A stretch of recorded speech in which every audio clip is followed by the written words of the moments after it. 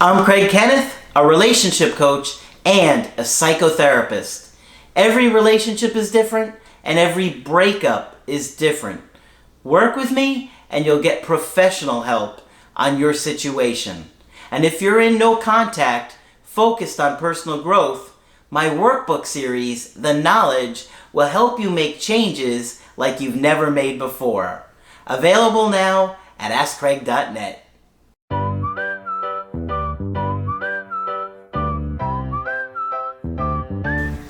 Hi there, I'm Coach Craig Kenneth. I'm Coach Margaret. And today we're going to be looking at the secret function of depression. Yes. Well, I had posed a question to Margaret a while ago when we were talking about anxiety and depression.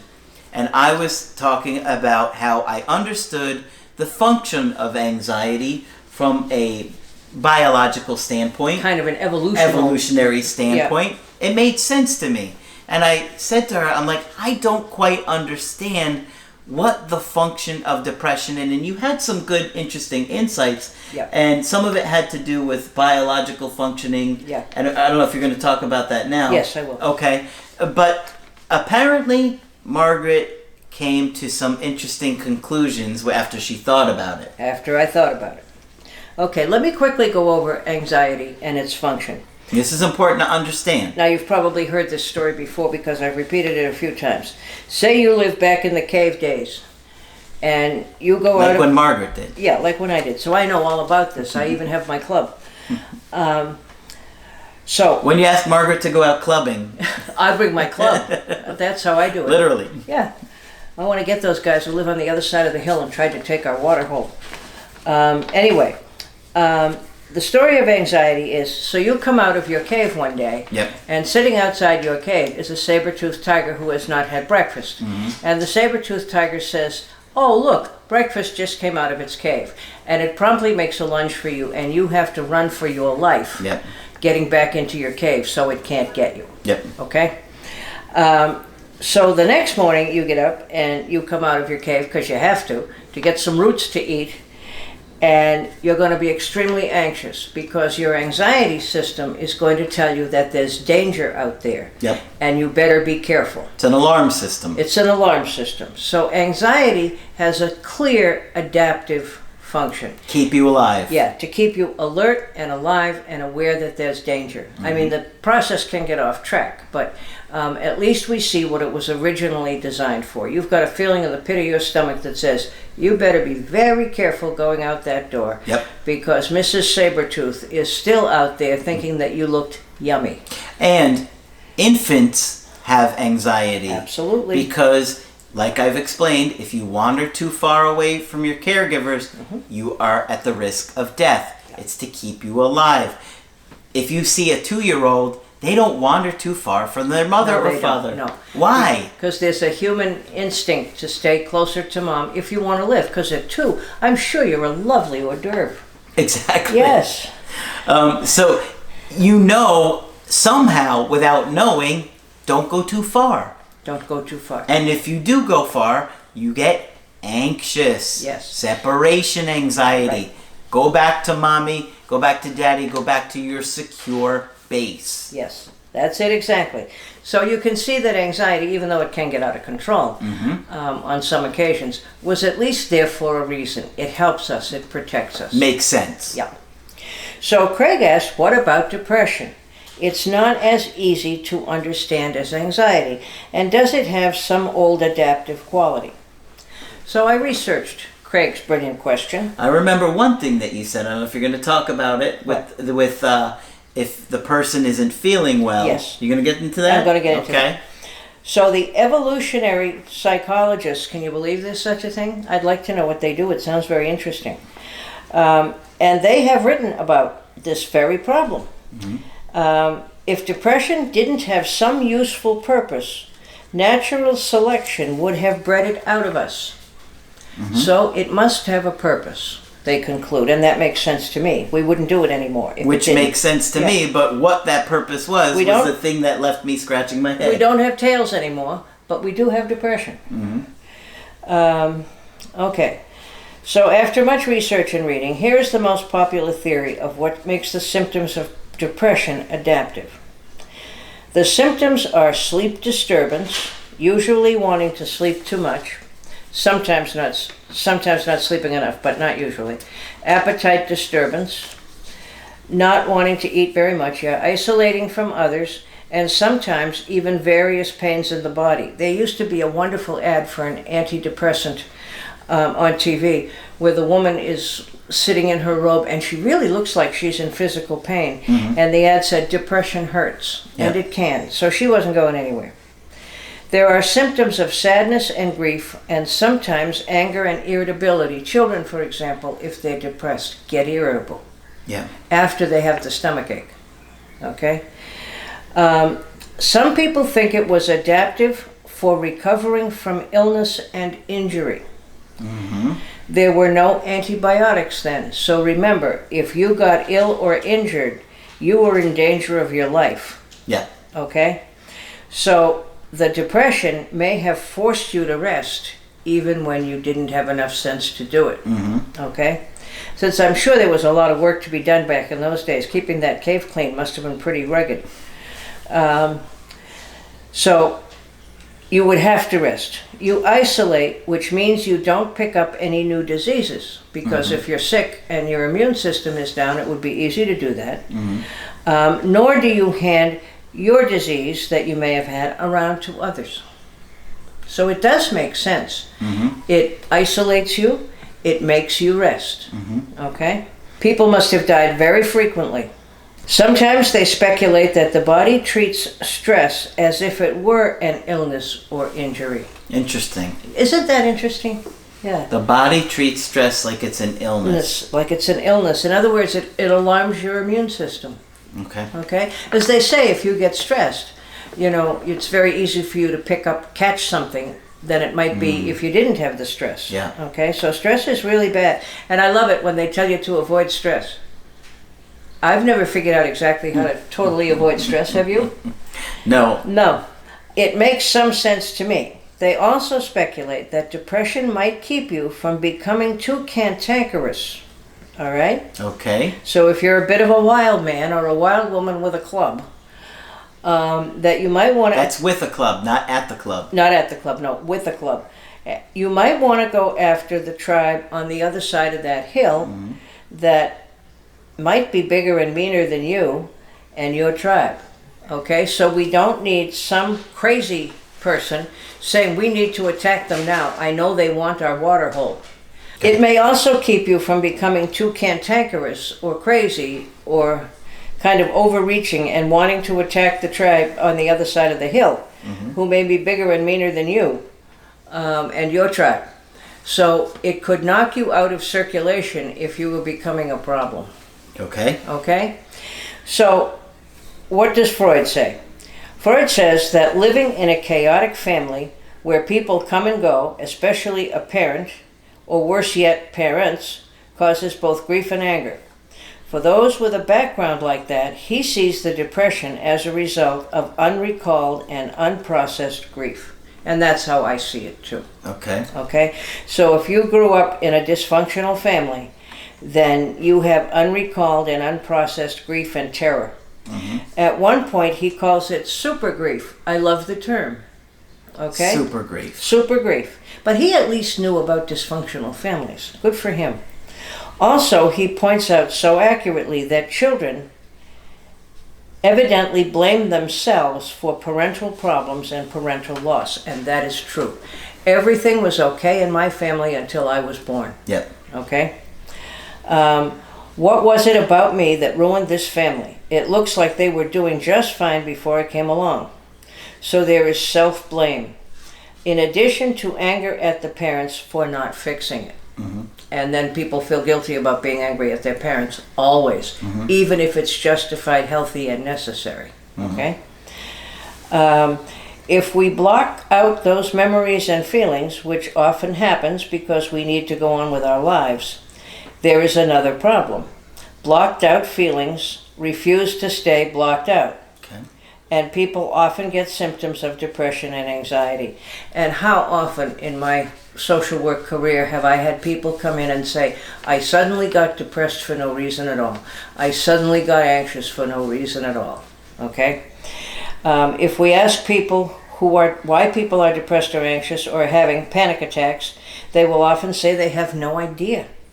It just came out of the blue for no reason. No, it didn't. Okay? If you have a sufficiently nosy therapist like me, who asks all kinds of questions about your growing up, most people begin to remember a little at a time. Okay? Mm-hmm. But an unexplained depression or unexplained anxiety inevitably belongs to feelings that were filed without being processed. And then they come back. And any number of things can trigger them. Okay? I had a woman one time who was just furious. And she was actually nice, but she was mad all the time, and she had no idea why. And I had to hospitalize her once because she was going to kill her son-in-law, which I didn't think was a good idea at all. And after that, she began to remember her childhood. And she grew up in Florida here, in the country, where they still had a dirt floor, and she was not that old. Okay, you want to talk about poverty, there you have it. Yeah. But anyway, it was a dysfunctional and chaotic family, and her son-in-law did something that reminded her of the time her father almost beat her mother to death. Wow. And she saw it. And of course she wanted to kill the son-in-law. Made odd kind of sense, didn't it? But then her childhood began to come back to her, and she was able to process the feelings, and she was much better. Okay? It's incredible how something that happens long ago can stay with you in your body. In your body, literally, yes. In your body, in your psyche. But many people get body memories. I can think of a couple of people I've worked with who had some very clear ones. I had an adolescent who had been in foster care, and she had all kinds of PTSD. But she would often get a pain in the area of her body that was injured at some time. And she'd get this pain. I remember one time it was her chin. Her chin hurt for no apparent reason. And then 2 or 3 weeks later, she would recall the incident that happened. And when she was in foster care one time when she was little, some unpleasant little adolescent boy who lived there flicked his bick under her chin many times, trying to get a rise out of her. But you could see the memory was stored in her body. Mm-hmm. And anything in the environment can trigger it coming up. Wow. So people will say it just came out of the blue. No. And there are some people who can't get beyond that, but most people can. Yeah. And I'm surprised that Freud knew what he knew back there in those stodgy old days. Sure. And he did. He did know. He did know that dysfunctional families were connected with symptoms. It's incredible. Good for him. Oh, he was beyond brilliant. Coach Craig asks another good question. Can people be depressed and anxious for no reason? No. Nothing comes out of nowhere into the here. And in the case of very early pre-verbal memories, it can take a very long time. We can only access those memories in pictures, body memories, and strange feelings that we may have. And I can tell you some really weird ones on that. I had a client who had come from really the ultimate dysfunctional family that I've ever come across. Mm-hmm. And what she would tell you is, the funny family in the neighborhood that has the washing machine on the porch, it was my house. Mm-hmm. And she would have this really odd sensation of air on her face, okay? And one time she got to visit with an old aunt who had been wonderful to her. And the aunt described her father throwing her across the room when she was an infant. And she decided that what she had was the memory of the air going on her face as she was going through the air. Yep. Okay. Some people don't believe this kind of stuff. No, they don't. I remember when I first came to Florida, there had been a case of a woman who had put a child in the oven, and I think gotten as far as putting the oven on low. And I remember saying, sometime this kid is going to be in therapy talking about a phobia of stoves or having some sort of weird, crazy feeling, and nobody's going to know what happened to her, I hope somebody remembers, or she's able to. Wow. Yeah. Yeah. It's incredible how things like that will stay with you. Oh, it's amazing. But I certainly know it to be true.